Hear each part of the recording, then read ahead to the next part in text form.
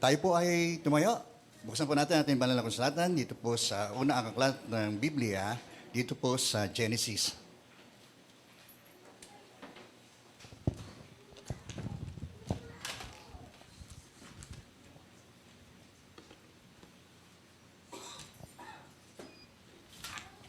Okay, kung naroon po kayo, ay ilong pong sundan, dito po sa Genesis chapter 2, verse 7. Pagkatapos, ginawa ng Panginoong Yahweh ang tao mula sa alabok, hiningahan niya ito sa ilong at nagkaroon ito ng buhay. Talong po tayo sa verse 15. Inilagay ng Panginoong Yahweh ang tao sa halaman ng Eden upang ito'y pagyamanin at pangalagaan. At gayon din po sa verse 18, matapos gawin ito, ang lahat ng mga ito, sinabi ng Panginoong Yahweh, hindi mabuti na mag-isa ang tao, bibigyan ko siya ng isang angkop na makakasama at makakatulong. Okay. Pagpalain po ng Diyos ang kanyang mga salita, tayo po'y dumako muli sa panalangin. Muli, dakilang Diyos, nagagalak po kami sa pong pag-aadya sa amin na kami makarating muli sa lugar na ito ng ligtas at payapa, Panginoon. Salamat po sa iyong paggabay sa amin, Panginoon, sa loob ng isang linggong nagdaan. At kung paano rin kami po ay pong kinatag po sa lahat po ng aming pong mga pangangailangan. Salamat, Panginoon, at patuloy niyo po kami binibigyan lagi ng dahilan upang kami po ay magpasalamat po sa iyo, Panginoon.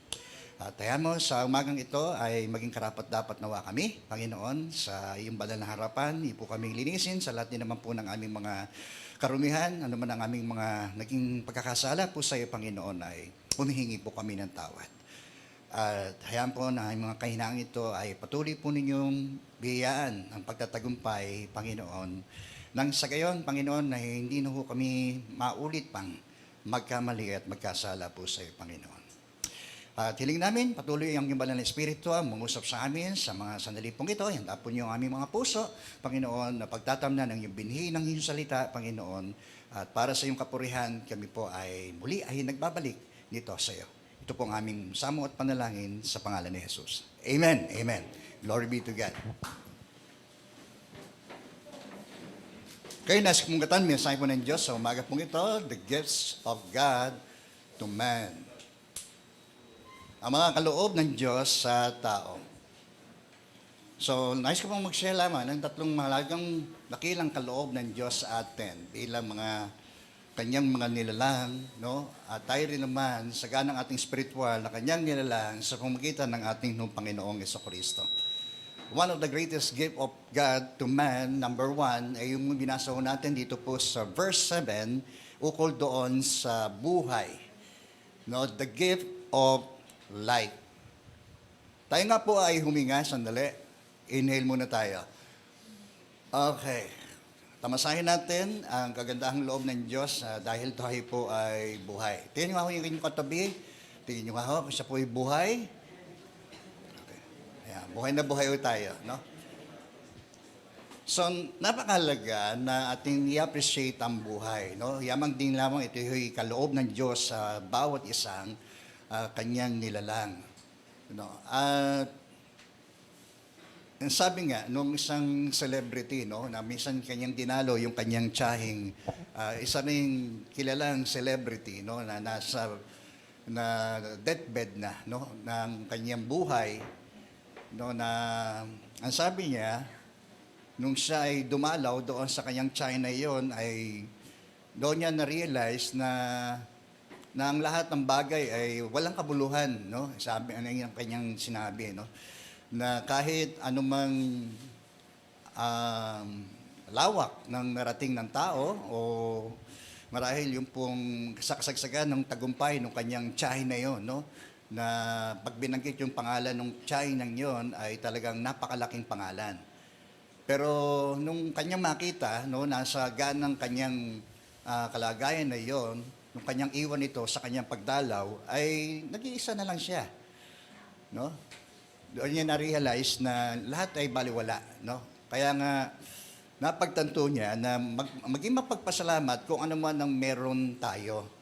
No? Kung ikaw ay may 100, sabi niya ganon, na makakabibili ka ng soft drinks, kunting tinapay, eh, appreciate mo na yon, no? Na mainam, na may pagpapasalamat, no? At gaano man daw ang kayamanan ng kanyang tiyahin na yon ay wala ring nagawa, no? Sa bandang huli, siya pa rin ay naiwang nag-iisa. Okay? Amen po. Diyan po tayo. So, ganyan din tayo, di ba? Dahil sa bawat segundo, meron ng mga namamatay, no? Pero salamat sa Diyos sapagkat tayo ay na pananatiling buhay, may kalakasan, at wala ho tayo sa ospital, wala ho tayo sa anumang mabigat na karamdaman. So, yung mga maliliit na mga bagay na yun ay dapat po nating ipinagpapasalamat lagi sa Diyos. Amen po? Yan. Okay. So, gayon din, no? Dapat mahalaga. Hindi lang natin i-appreciate ang buhay, kundi i-appreciate din natin o protektahan natin ang ating buhay. I-preserve natin ang buhay na ito. No? At magagawa ho natin yon kung tayo po ay tatlong bagay na para maingatan ho natin ating buhay na ito. Kumain ho tayo ng tama. Sabihin mo nga sa katabi mo, kumain ka ng tama. Okay. Gusto mo protektahan ng buhay mo, kumain ka ng tama. So madalas sa mga sakit na nakukuha ay dahil sa maling mga intake ng mga pagkain. No? Kaya naagang namamatay ang tao dahil sa ilang pagsusuri ay dahil doon sa mga food intake ng tao. Okay? Amen po? Lalo na tayong mga Pilipino, mahilig tayo sa mga exotic food, no? Di ba? Uod, di po ba? Sa laguban, di po ba? Mga kinakain natin eh. Talaga naman. Amen. Glory be to God. So, hindi lang tayo kumain ng tama, kundi mag-isip tayo ng tama. No? Yaman din lamang na ang isip natin ay siya rin, no, na nagpapaikli ng buhay, depende sa na nilalaman, no, o yung atin hong inilalagay sa atin hong pangkaisipang buhay. So, mag-isip ng tama, kumain ng tama, at mamuhay tayo ng tama. No? Sa ganun, ay tayo po ay meron ng advantage sa marami kung gagawin ho natin ang lahat ng mga ito. So, mamuhay tayo ng tama. Amen po ba? Sabi nga yung slogan, no? Addicts never grow old because they die young. No? Kaya ingatan natin, i-preserve natin ang ating mabuhay. Yamang din lamang ito'y kaloob ng Diyos sa atin.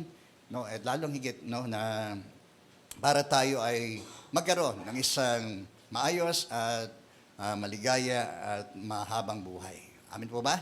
Okay, hindi lang po na ating i-protect ito, i-preserve ito, kundi tayo dapat ay maging grateful, di po ba, na meron tayong buhay. Amen? Kaya pagising mo, di ba, maraming tao ay, kanina ay tayo, nagising pa tayo, di ba? Pero maraming mga tao ay hindi na nagising matapos silang matulog.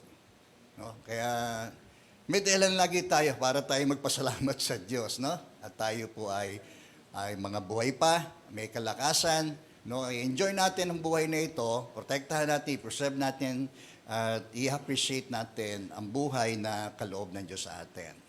Kaya naalala ko si Charlie Chaplin, no? Na meron din lang siyang iniwang 4 na pangungusap, no? Bago siya namatay sa edad na 88, no?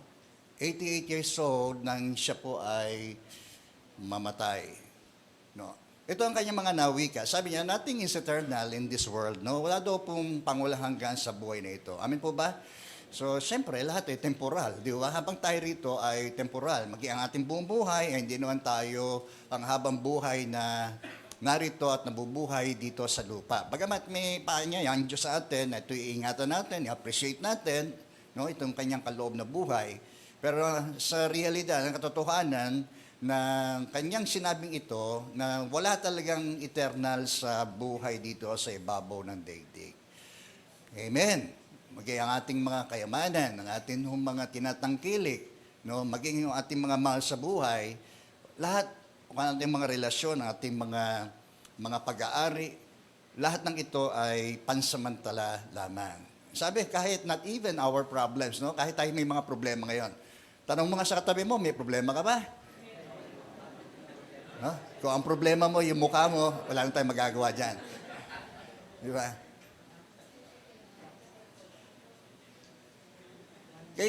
So, yun di ba? Totoo naman yun eh. So, ang problema, lumilipas naman yan di ba? Bagamat maaring may mga problema tayong minsan ay mabigat na nararanasan, di po ba? Problema, lalo na sa usapin ng atin hong sambahayan, no, na may pinalaman sa atin hong mga pamilya. Pero, gayon pa man, no, ang problema ay lumilipas po yan. Gano'n man kabigat, gano'n man kalaki, gano'n man kalawak ang atin hong problema ay naiiwasan din ho yan at atin hong nalalampasan. Amen, no? So, yan isa sa mga statement na binanggit ko ni Charlie Chaplin. Okay, at pangalawa, no, sinabi niya, singap mo. Ay. Ayan, ito ang sabi niya, no? I like to walk in the rain because no one can see my tears, no? Gusto ro niya na talagang lumalakad, no, sa gitna ng ulan, no, dahil parang hindi makita yung kanyang pangapagluha. Siya nga naman, no? Isipin ng tao na makakita sa kanya na yung mga patak sa kanyang mga mata ay dala ng ulan, no? Dahil siya po ay nagpapaulan. So siguro ay para itago lamang yung kanyang mga hinagpis, yung kanyang mga kalungkutan, no? Kaya marahil na kanya nasabi itong mga bagay na ito na hindi rin tayo immune sa mga pagluha. Di po ba? Kaya may mga panahon ng kasiyahan at may panahon din naman ng pagtangis, no? At kung minsan ay ang pagtangis na yan ay lubhang talagang napakabigat, no, para sa atin. Lalo na kung tayo iiwan ng atin hong mga mahal sa buhay. Okay? Amen. So, pangatlo, kanyang sinabi, the most wasted day in life, no, ang mga nasayang daw na mga araw sa buhay ay yung araw na hindi tayo tumawa. Okay? Okay, kasi nga, di ba? Laughter is the best medicine, di po ba? Sinasabi nila. No? Ang pagngiti at pagtawa ay nakapagduduktong, no, ng buhay. Amen. So, yan ang kanyang sinabi. No, pang-apat na kanyang sinabi, the 6 best doctors in the world, yan, matuto tayo sa kanyang statement na ito. Ang 6 na mainam na doktor sa mundong ito ay unang-una, sabi, sunshine on my shoulder makes me happy. Amen. Oh? So, ang araw ay nakapagbibigay, pagdudulot ng ligaya, at gayon din, no, ang laban ng buhay, no, para tayo ay magkaroon ng isang mahabang buhay. Pangalawa, sabi roon ay rest. No? Huwag natin din gugulin ang ating pagpagin ng ating mga katawang lupa, no, sa labis na pagtatrabaho, agang-agang mag-umpisa, gabing-gabi kong mimlay. Yung araw ay ginagawang gabi at yung gabi ay ginagawang araw. Alam nyo, pagka gano'n ang ginawa ho natin, nilaspag natin ang ating mga katawan. Okay, maaaring kayo bata, habang ginagawa mo yon. Pero yung sukli niyan, pagdating ng ay tiyak, no? So, better rest, di po ba? Bigyan natin ng pahingahan ang atin ng mga katawang lupa. Kaya nga sinasabi, ano yung araw kayong gagawa? At yung isang araw ay itatalaga nyo sa araw ng pamamahinga. Hindi lamang yung ating pampisikal, kundi yung atin higit sa lahat, yung ating pang-spiritual na buhay. Amen po? Andiyan po tayo? Kaya pa rin no? Kaya ang ginugugol ng tao, labis sa kanyang oras at panahon, lakas, no? Ay nagugugol lamang para dito sa pansarili, no? Ukol pa sa pangkatawan, pangmaterial, no? The rest ay hindi ho niya naisip na kailangan din niyang bigyan, halaga, ito hong oras o araw ng pamamahinga. Amen. Ano pa? Pangatlo ay yung pong exercise. Nag-exercise ka ba? Tanong mo nga yung katabi mo. Ayan. Puro ka na taba. So exercise, no, mahalaga ho yan, no? Yung sinasabi rin ni Paul kay Timothy, may pakinabang sa pagsasanay ng katawan. Amen po ba? O, ibig sabihin talagang mahalaga yun. No? Kung usaping issue lamang na ating pampisikal ay mahalaga, yung tayo po ay nag-exercise, no? So siguro dito tayo maraming kulang. Amen po ba? Kaya tayo ay nagiging masasakitin, di po ba? Kaya kilos-kilos, galaw-galaw, nang hindi ho tayo ma-stork. Okay? Amen. So, ayan, tingnan niya, ang ganda ng kanyang payo na ito. No? Ano pa? Diet. No? Ayan, mag-diet ka naman. No? Kaya yung labis na taba ay nakasasama. At yung labis din naman pagda-diet ay nakasasama rin ho yan. Amen po ba? So, dapat balance lang. Di ba? Iba kasi yung mga diet kung ano-ano yung mga sistemang kanila pong sinusunod no? Na hindi naman angkop para sa kanilang katawan. Okay? Amen po? So, hindi naman masama mag-research, no ba? O gumawa, nagmanap. Pero mahalaga pa rin, no? Na binibigyan natin pansin, halaga ito pong atin nung pagjejeta. Okay? Amen. And the best diet, ano po? Yung fasting. Alam niyo po ba yan? The best diet yan, yung fasting. Okay, ano pa? Yung self-esteem. Okay? So, wag mo namang ibaba yung atin hong mga sarili. Nakapag-boost no, ng atin hong ating pagpapahalaga sa gana ating sarili. Hindi dahil sa tayo po ay makasarili. No? Kundi yun lang, buboost ito para tayo po ay magkaroon ng isang maayos na pakikitungo sa atin hong kapwa. No? At higit sa lahat, no, na sa Diyos. Amen po ba? Dahil may mga tao talagang hindi ho magbibigay ng value sa atin eh. Totoo naman yan. Di ba?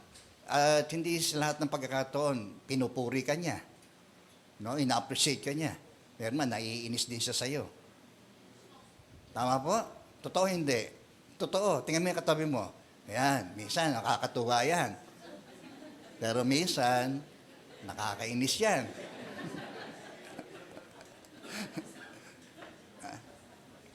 So, hindi natin mabibigyan kaluguran ng lahat. Di po ba? No? So, kaya nga hinihingan mo tayo na tayo po higit na magbigay kaluguran sa Diyos, no? Para hindi tayo, ma-upset, no? Hindi tayo malungkot, no? Kapag may mga taong gano'n ang mga minsan trato sa atin, minsan naman ay hindi. Di ba? So, nabubus ng ating pagpapahalaga sa ganang ating sarili. Pang-anim, kaibigan. So nakatulong mo yan pagka tayo may maraming mga kaibigan. At nakapag-buo tayo, nakapag-build tayo ng mga kaibigan talagang yung mga close-in friends natin, no? Napakasaya na meron tayong kasama. Amen. So tayo hinilakha ng Diyos. Mamaya, discussin natin yung sa atin nung pakikipag-ugnayan. Meron pa ba? Okay, meron tayong napulot sa kanya? Tingnan niyo po sabi niya rin, if you see the moon, you will see the beauty of God. No?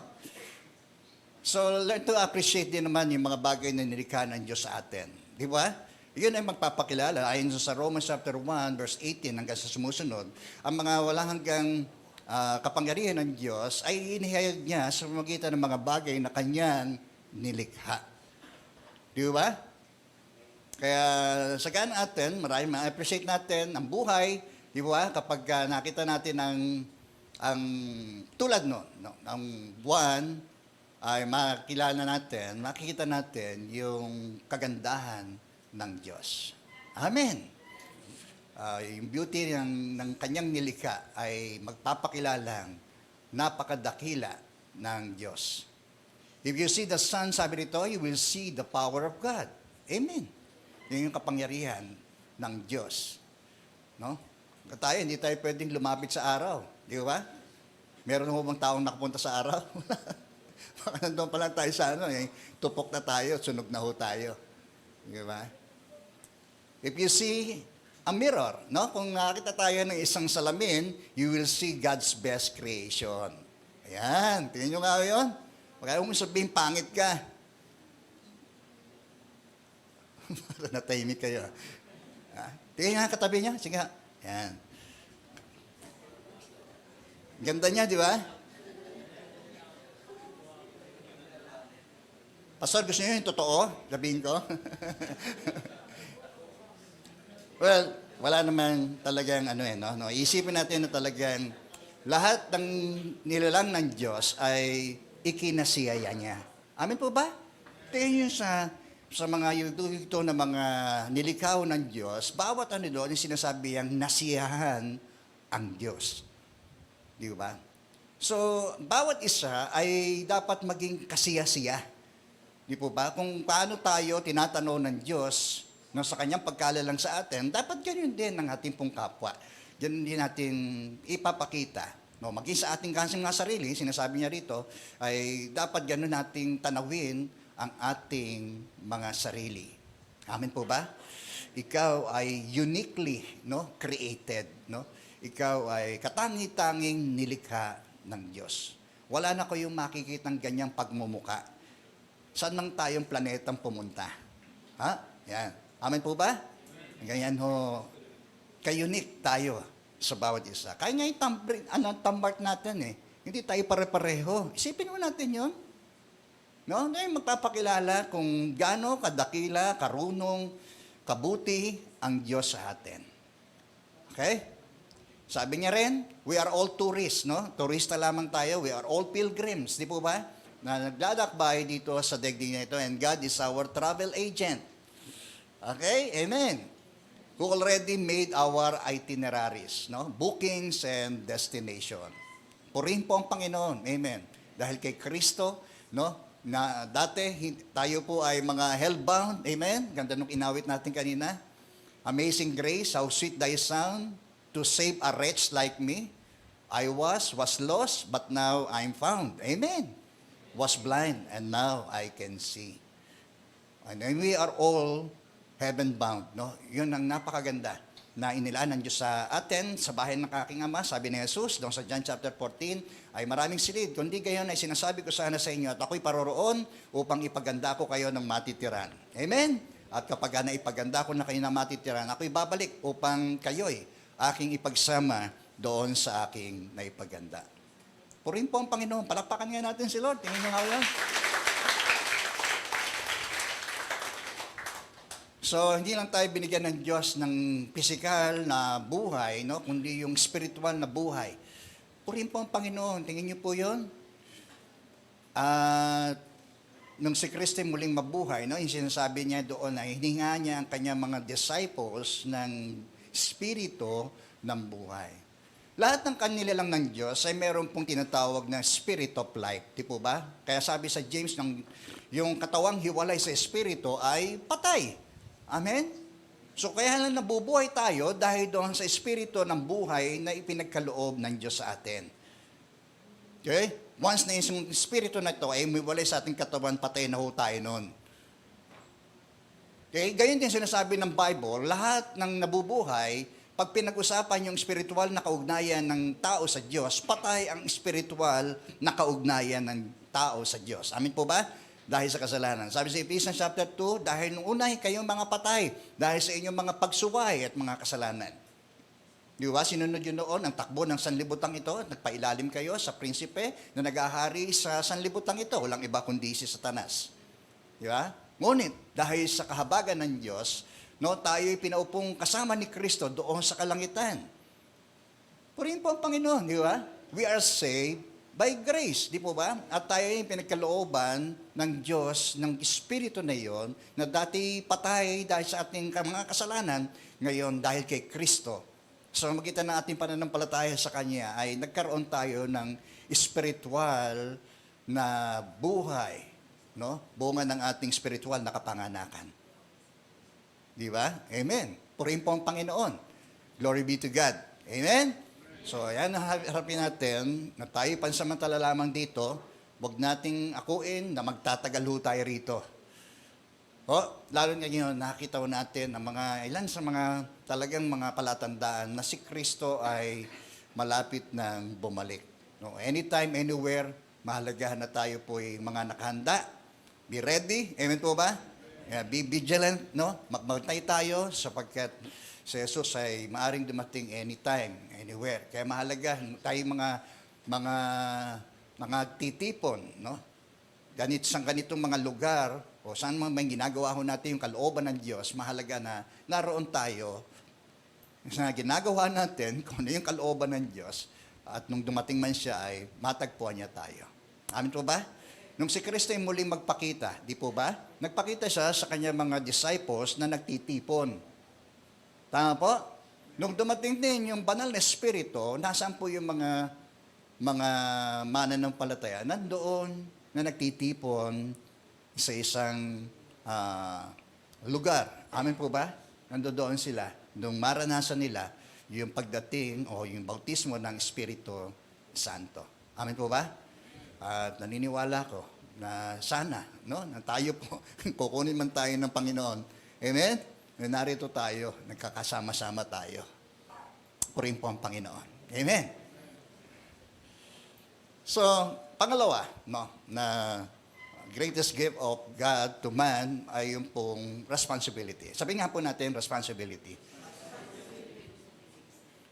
So, ang Diyos ay, ito ay mangangahulugan ng atin hong calling. No? Tinawag ho tayo ng Diyos para sa ganitong gampanin. Ito rin ang tawag po nating ating misyon. Hindi tayo nilagay lamang dito ng Diyos para kumusumo ng mga bagay na narito sa mundo. Sabi nga ni Rick Warren, di po ba? Kumain, uminom, di po ba? At gawin yung atin ng mga magustuhan. Kundi meron tayo, tinawag tayo ng Diyos sa isang misyon. Amen. So, and purpose. So, dagdag na rin natin, no? Ito ay isang indikasyon din ng pagkakatiwala ng Diyos sa atin. Di ba? Kaya niya tayo inaatasan ng ganitong uri ng tungkulin dahil meron siyang binibigay na pagkakatiwala sa atin. Okay? So ano yun? Yung sinasabi sa verse 15, inilagay niyang Panginoon ang tao sa halamanan upang ito'y pagyamanin at pangalagaan. Okay? Amen po? So, yun is a very malinaw, clear, no? Calling ng Diyos sa tao nito pang una upang gawin niya, no? Yung mga pinagagawa ho ng Diyos sa tao, no? Sa mga bagay na kanya pong mga nilikha. Pangalagaan niyo ito, okay? So, ito'y pag-aatas din ng authority sa kanila, dominion over all created, di po ba? All creation, di ba? Kaya nga kayo mga pagpapangalan sa mga isda, sa mga hayop, no? Binigyan sila ng kapamahalaan ng Diyos na gawin ang mga bagay na 'yon. Amen? So, tayo rin, sa ganang ating spiritual, maraming talagang binigay ang Diyos sa ating pagkakatiwala. Di ba? Gawin natin yung pinakamabuti. Di ba? Kasi alam natin, lahat daw ng mga bagay na ginawa lamang natin para sa Panginoon, sa Kanyang kaharian, yun lang daw po ang talagang mananatili. Okay? So, sa aga ng atin, anuman ang mga ibinigay ng Diyos sa atin, yung specific mang calling niya sa atin ng Diyos, gawin natin yung pinakamabuti. Gamitin natin itong mga kaloob ng Diyos na ito sa atin para sa pagtatatag ng Kanya pong kaharian dito sa lupa. Habang tayo binibigyan ng Diyos ng pagkakataon, kalakasan, di po ba, ay gamitin natin yun. Di ba? Naalala niyo yung talinghaga tungkol doon sa pinagkalooban, pinagkatiwalaan ng salapi. Di ba? So lahat sila, bagamat may iba-iba silang mga kakayanan o halaga ng salaping ipinagkatiwala sa kanilang master, pero, di ba, pare-pareho silang binibigyan ng opportunity, pagkakataon na gawin, o ipangalakal nyo yan. Yun ang utos kasi, pangalakal nyo yan. Yun ang kanilang tungkulin na dapat nilang gawin doon sa mga bagay na ipinagkatiwala ng Diyos sa kanila. Nakukuha po natin? So tayo rin, may mga bagay na pinagkatiwala ang Diyos sa atin. Na dapat nating pangalagaan, pagyamanin, di ba? Pagyamanin, palaguin, pasaganahin. Amen.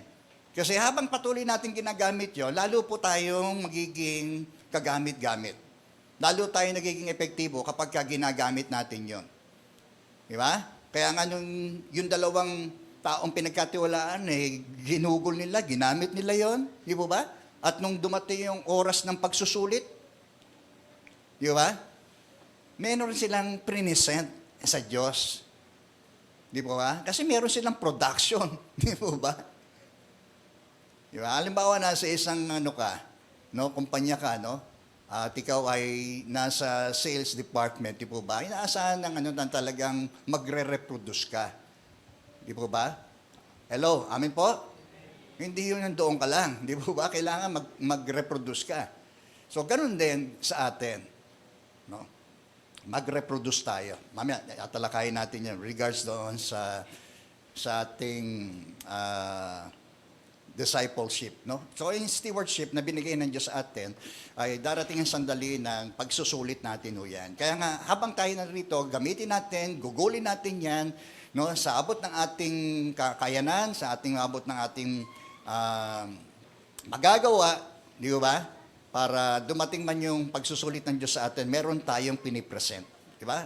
Kaya sabi nung binigyan ng pinagkatiwalaan ng 5,000, Panginoon, ito po, no? Ito po yung 5,000 na ipinuhunan at yung nagtubo pa ng 5,000. Ano sinabi ng Diyos sa kanya? Magaling, tapat, at mabuting alipin. Yamang pinagkatiwalaan ka sa maliit na halaga. Isipin natin, maliit lang yan, pero sa kanya, malaki na yun. Maliit na halaga, pamamahalain kita sa mas malaki. Okay? Gayun din, yung binigyan ng 2,000, di po ba? Kung 2,000 man yun, o 3,000. Mahalaga ron, hindi naman yung presyo na yun yung amount na yun, di ba? Kundi yun yung pinagkatiwala ng Diyos na yun. Sabi niya, etong Panginoon, yung pinuhunan nyo, binigay nyo sa amin, at nagtubo pa ng katulad nung puhunan namin. Amen. Ano sinabi ng Diyos sa kanya? Magaling at tapat na alipin. Di ba? So, napakainam na yun din ang ating mapakinggan sa Diyos sa araw na tayo po'y humarap po sa Kanya. Na tayo ho ay naging tapat at naging mabuting Kanyang mga lingkod.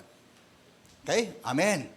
So, dito, may sinasabi ng Diyos sa kanila, pag-aatas ng responsibilidad sa kanila at alam niya na magsusulit itong mga taong ito sa oras na siya ay humarap sa atin. Alam niyo, magsusulit tayo sa iba't ibang aspeto ng buhay natin.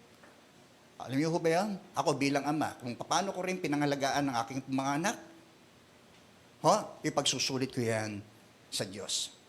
Ako ba'y naging mabuting ama sa aking mga anak o hindi? Amin po ba? O isang pastor. Ako ba'y naging isang mabuti at tapat na manggagawa ng Diyos, na mapapangalagaan ng tupang mga pinagkatiwala ko niya sa atin? So, lahat ng iyon, sa lahat ng aspeto, ikaw ba ay negosyante ka? Di ba? Meron ka bang nilokong tao? Di ba? Dinaya mo ba mga tao na yan? Ipagsusulit natin ang lahat ng ito. Amen? So, dapat ay natiliin natin yung magandang sinasabi ng Panginoon sa atin. Ito yung ating mapakinggan nung tayo may sandaling humarap po sa Kanya na masabi niya tayo ay naging mabuti at tapat na Kanyang mga lingkod sa lahat ng aspeto ng ating buhay.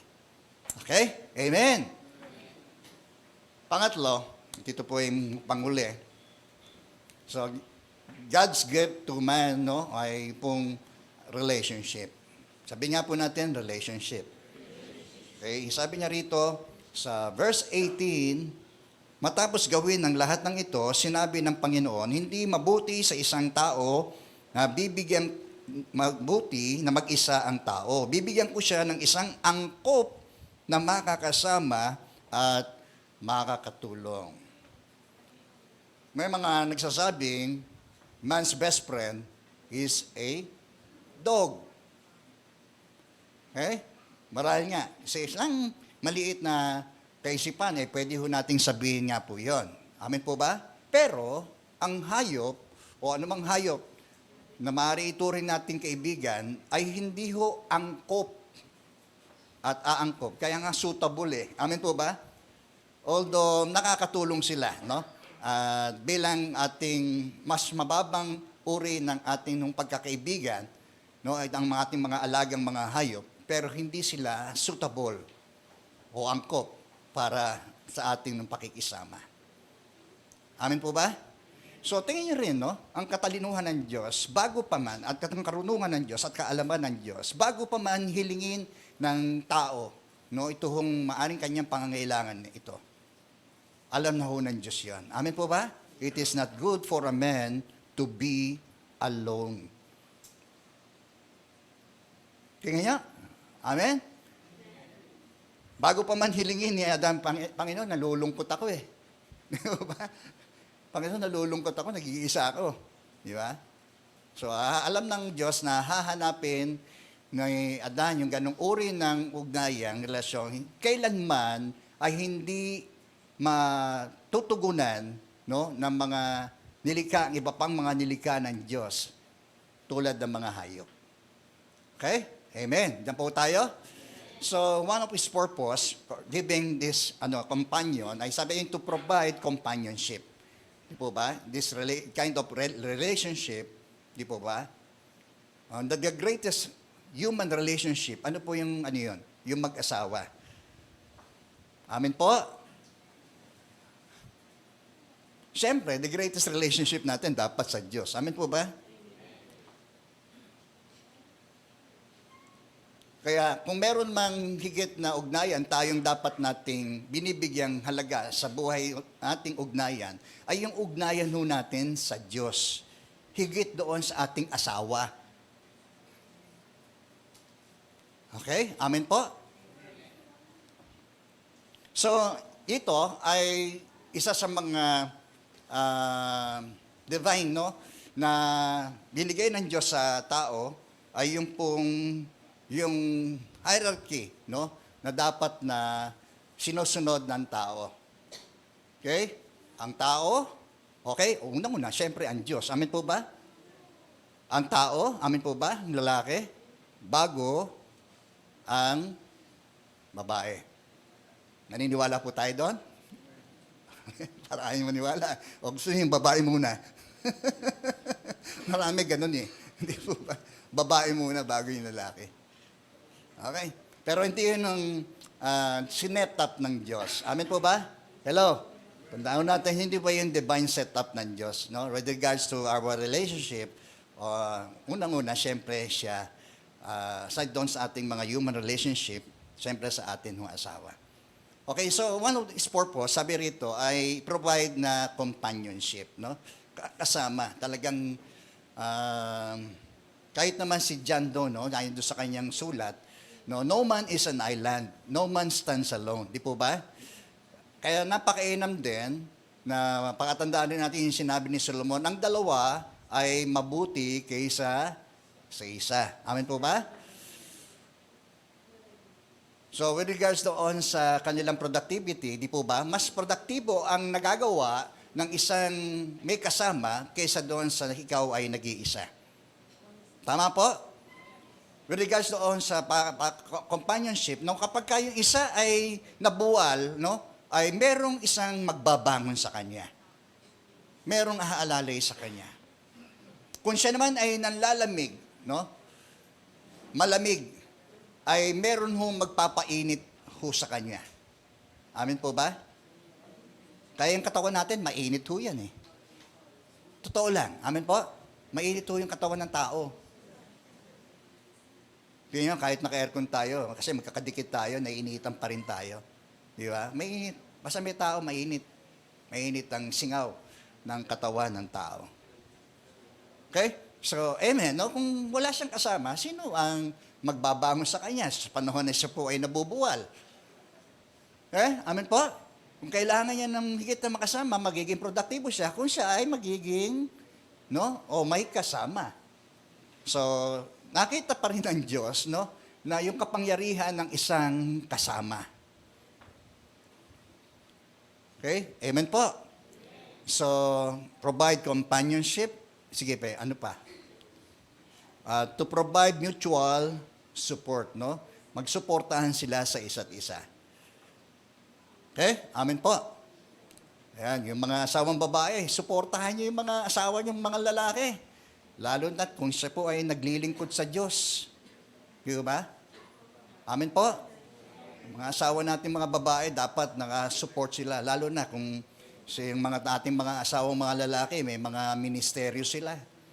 Suportahan natin sila. Huwag tayong maging dahilan ng kanilang ano. Di ba? Ano, Marlon?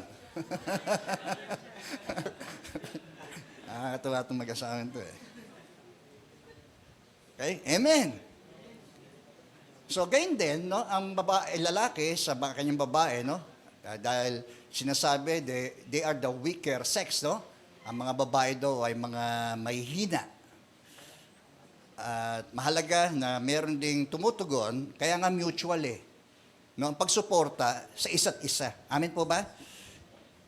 Hindi lang sa babae, sa lalaki, kundi gayon din ang lalaki sa babae. Mahalaga yung suportahan nila sa isa't isa. Okay? Purin po ang Panginoon. Amen. Ano pa? Share in the stewardship of God's resources. Di po ba? Yun yung sinabi niya. Pamahalaan nyo yan.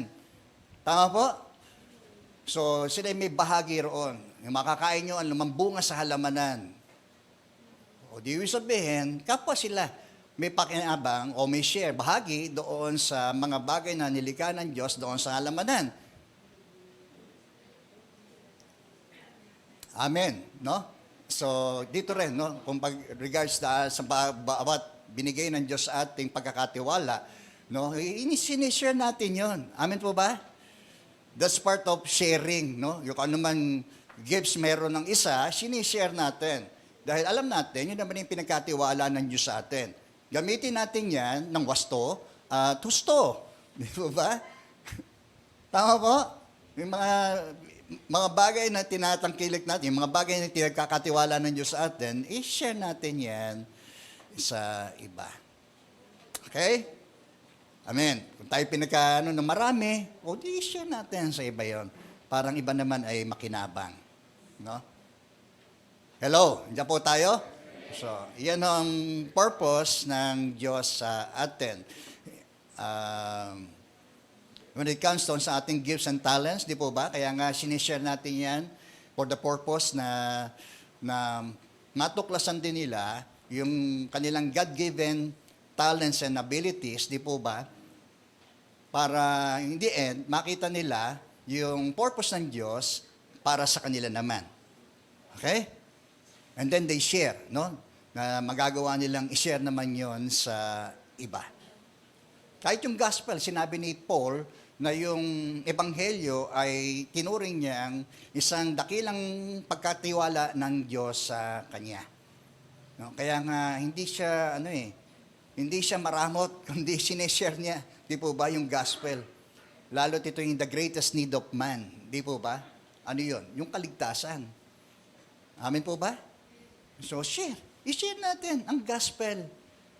Di po ba, sa iba, marami pang makakilala sa Panginoon. Huwag nating solohin, huwag nating ang kinin lamang para lamang sa atin. Bahala na sila. Di po ba? Hindi ho. Lahat tayo ay may part dito. Di po ba? Tayong kanyang mga tinawag. Okay? At yamang daw pa tayo tumawag at binigyan ng walang bayad, no? Tayo daw po ay magbahagi rin ng walang bayad. Salvation is free. Amen po ba? Amen po ba? Tayo mangangaral ng ebanghelyo para kumita lamang ng pera. Amen po? So dito rin, di tayo nangangaral para lamang kumita ng pera. Pagpapastor, hindi na dapat maging hanap buhay mo yan. Amen po ba? Hello, nandiyan po tayo? So hindi lang ho yun na bagamat karapatan ho yun ng mga manggagawa, pero siyempre, lahat tayo ay meron tayong pinagtatrabahuhan higit. Amen po ba? Ang kaharian ng Diyos. Palakpakan muna natin si Lord.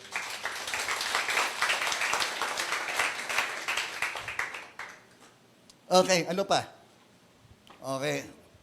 Another purpose, sabi rito, yung perpetuation of the human race. Okay, amen po ba? Kaya ano sabi ng Diyos doon sa magpakarami kayo at punuin nyo ng inyong mga supling ang daigdig. Amen. So, Ganyan din, no? Kung makita natin yung typical principle nitong sinasabi ng Diyos dito, may kinalaman din po ito doon sa discipleship. Okay? So, mag-reproduce sila, amen po ba, ng kapwa nila, tao, okay? Kaya nga nag-reproduce sila, amen po ba? Na ayon din doon sa nilikha ng Diyos, ayon sa kanyang wangis, di ba? Hello, andyan po tayo? So, gayon din, no? Sa ganang atin, itong mga converse na ito ay hindi lamang po natin hayaan na maging manatiling mga converse, kundi disciple. Okay? To disciple them, di po ba? Kaya yung sa mga Great Commission ho natin, di po ba? Humayo tayo at ipangaral natin mabuting balita, ang mga sasampalataya ay maliligtas, ngunit ang mga hindi ay mapapahamak. Di ba? At turuan nyo sila. Tingnan nyo po doon, hindi natapos po roon. Once they are converted, di po ba? Disciple them. Di po ba? Teach, o yung sinasalitang teach them to do. Di ba? What I all commanded to you. Sabi, lahat ng aking mga iniutos sa inyo. Purihin po ang Panginoon. Amen. So, yun din, no? Mag-reproduce tayo, katulad ng pagkakalikha ng Diyos atin, no? Ayon sa kanyang wangis, di po ba? At imahe, di ba? So, ganyan din ang mga disciples na ito. Okay? Amen po. So, nawa nagbigay sa atin ng mahalagang mensahe ng Diyos sa atin sa umaga pong ito na atin ipag-appreciate, ipagpasalamat sa lahat na tayo po ay may buhay. Amen po ba? Pagpasalamat mo na nakakilala ka sa Panginoon. Di ba? Higit sa lahat. You know, sa dinabi-nabi ng tao rito sa mundong ito, isa tayo sa may tuturing na mapalad na nakilala natin si Kristo sa buhay natin. Amen po ba? Pangalawa, yung sinasabi nating responsibilidad, no? Inatasan tayo ng Diyos hindi lamang para umupo, kumusumo tayo ng mga bagay dito sa lupa, dito sa church. Amen po ba? Inaatasan tayo ng Diyos sa tungkuling ito, ang bawat isa po sa atin. The rest, yung ating ugnayan, no? Higit sa lahat na mabigyan natin pansin yung ating mga mahalagang ugnayan tulad ng sa Diyos at gayon din sa atin yung mga ugnayan sa ating yung mga kapwa. Purihin po ang Panginoon. Okay? Glory be to God. Tayo po yung manalangin. Hallelujah. Dakilang Diyos, muli po kami nagpapasalamat sa iyo pong mga salitang patuloy na nagbibigay buhay, Panginoon, sa bawat sumasampalataya sa iyo, Panginoon. At salamat, Panginoon, sa mga dakilang kaloob na ito na minsan pang iyo pong pinaalala sa amin, Panginoon, upang i-appreciate namin, dapat naming ipagpasalamat, Panginoon, sa iyo, Panginoon. At salamat sa buhay, Panginoon, bagamat totoo ang buhay na ito ay maikli, Panginoon, ngunit gaya ng iyong sinabi, Panginoon, matuto kaming i-appreciate ang buhay na kaloob mo sa amin upang hindi ho masayang, hindi ho mawala ng kabuluhan, Panginoon, ang iyong pagkakalalang sa amin. Kundi magamit namin ito, Panginoon, upang magamit, Panginoon, sa mga tungkuling iniatang sa balikat ng bawat iyong mga nilalang. Especially kami yung mga tinawag na nilalang mo kay Kristo, Panginoon. Na gampanan namin ang pinakamainam, pinakamabuti, Panginoon, sa ganang aming kakayanan, sa ganang aming mga kalakasan, Panginoon, sa ganang oportunidad na pinagkakaloob po ninyo sa amin, ay samantalahin namin ang bawat oras, pagkakataon na binibigay po ninyo. Hallelujah. Tuloy na aming biyaya ng kalakasan nawa, Panginoon, ay aming patuloy na maranasan, gayon din sa pagtatatag ng aming mga ugnayan, Panginoon. Una sa iyo, Panginoon, gayon din sa aming pamilya, sa aming asawa, sa aming mga anak, sa aming mga kapatid, sa pananampalataya, sa aming kapwa, Panginoon. Pagyamanin po namin ang mga ugnayan pong ito, Panginoon, sapagkat dito namin mararanasan, Panginoon, ang lalim, ang biyaya, Panginoon, ng mabuting pakikipag-ugnayan, Panginoon, ay tatamasahin namin, Panginoon, kung ito lamang ay aming lubos na pahalagaan sa aming buhay. Hallelujah. Ikaw, kaibigan, maring sa diyan ng iyo ay hindi mo tiyak. Pag kinuha ng Diyos ang iyong buhay, hindi mo alam kung saan ka tutungo. Salamat sapagkat si Jesus ay namatay alang-alang sa ating mga makasalanan. Sa gayon, kung siya yung sasampalatayanan, ay ipagkakaloob niya sa iyo ang buhay na walang hanggan, na siyang kanyang ipinangako sa lahat ng mga sasampalataya sa kanya. Ang kailangan mo lang gawin ay ikaw ay magpakumbaba sa kanyang harapan. Kilalanin mo na ikaw ay makasalanan, pagsisihan mo ito talikuran, at gayon din, tanggapin mo ang kanyang kaloob na ito ng buhay na walang hanggan. Kung yan ang nais mo ngayong umagang ito, bakit hindi ka manalangin mula sa iyong kinalalagyan at sabihin mo ang panalangin ito, Panginoong Hesus, lumalapit po ako sa iyo bilang isang makasalanan. Pinagsisisihan ko po ang lahat ng aking mga nagawang pagkakasala. Patawarin mo po ako, Panginoon. Panginoong Hesus, tinatanggap ko ang iyong kaloob na kaligtasan. Ikaw na ang aking maging Panginoon at aking tagapagligtas sa aking puso at buhay, Panginoon, simula sa mga sandali pong ito. Marami pong salamat sa pangalan ni Jesus. Amen, amen. Okay, pagpalain po ninyo, Panginoon, patuloy the rest ng aming pong pagtitipon na ito. Ito pong aming panalangin sa pangalan ni Jesus. Amen, amen.